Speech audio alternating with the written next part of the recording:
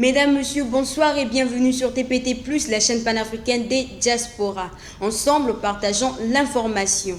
Denis Sassou Nguesso, président de la République du Congo et président du comité de haut niveau de l'Union africaine sur la Libye, a souligné la nécessité de trouver des solutions concrètes à la crise libyenne au cours de la 35e conférence de l'Union africaine tenue du 5 au 6 février à Addis Abeba en Éthiopie. Ce dernier estime que la non-tenue des élections présidentielles et législatives prévues en décembre 2021 reste une grande préoccupation et appelle toutes les parties prenantes à persévérer dans l'application des décisions consensuelles prises au cours des différentes rencontres tenues dans plusieurs pays, notamment en Allemagne, en France, en Suisse, en Algérie, en République du Congo et en Éthiopie. Nous souhaitons des élections inclusives et transparentes, gage essentiel de la reconnaissance par les parties prenantes des résultats qui en seront issus. La stabilité post-électorale de la Libye est aussi à ce prix, a aussi déclaré le chef de l'État congolais, Denis Sassou Nguesso. Le ministre de la Jeunesse et des Sports, de la formation qualifiante, de l'éducation civique et de l'emploi, Hugues Ngolondele, a présidé ce lundi 7 février une séance de travail sur le premier forum européen qui s'était déroulé au Palais des Congrès d'ici les Moulineaux en France les 9 et 10 novembre 2021 avec diverses sociétés ayant proposé des offres d'emploi aux diasporas congolaises qui sont un maillon solide dans la marche vers le développement. 2 points étaient à l'ordre du jour, à savoir l'information notamment sur le nombre d'offres présentées ainsi que le nombre de demandes présentées, l'observation sur le forum en vue d'en tirer les renseignements.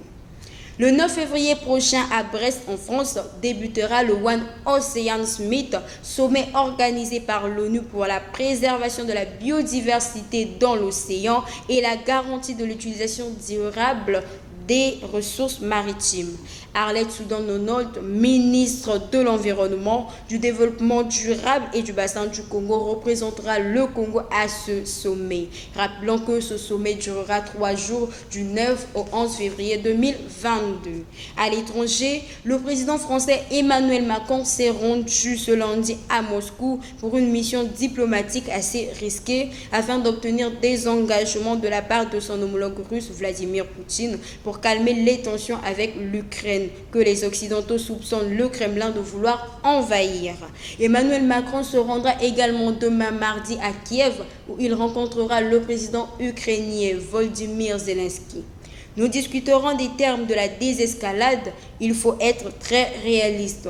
Nous n'obtiendrons pas de gestes unilatéraux, mais il est indispensable d'éviter une dégradation de la situation, a déclaré le président français. Toujours à l'étranger, l'Australie rouvrira ses frontières aux touristes vaccinés le 21 février prochain, a annoncé le Premier ministre Scott Morrison ce lundi 7 février, après avoir imposé les restrictions d'entrée sur le territoire les plus strictes au monde. À l'issue d'une réunion de cabinet sur la sécurité nationale, M. Morrison a expliqué que cela fait presque 2 ans que les frontières de l'Australie étaient fermées et que le 21 février, le pays rouvrira les frontières à tous les détenteurs de visa.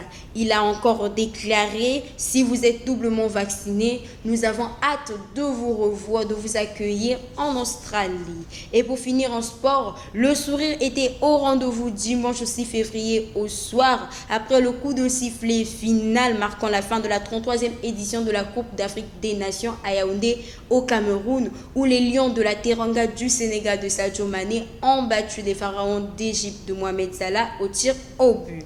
Après 2 finales ratées en 2017 et 2019, le Sénégal décroche enfin sa première étoile et inscrit son nom au palmarès de la compétition phare du continent pour la première fois de son histoire. Ce sacre rappelle le Congo qui 50 ans plus tôt avait également obtenu sa première étoile au Cameroun.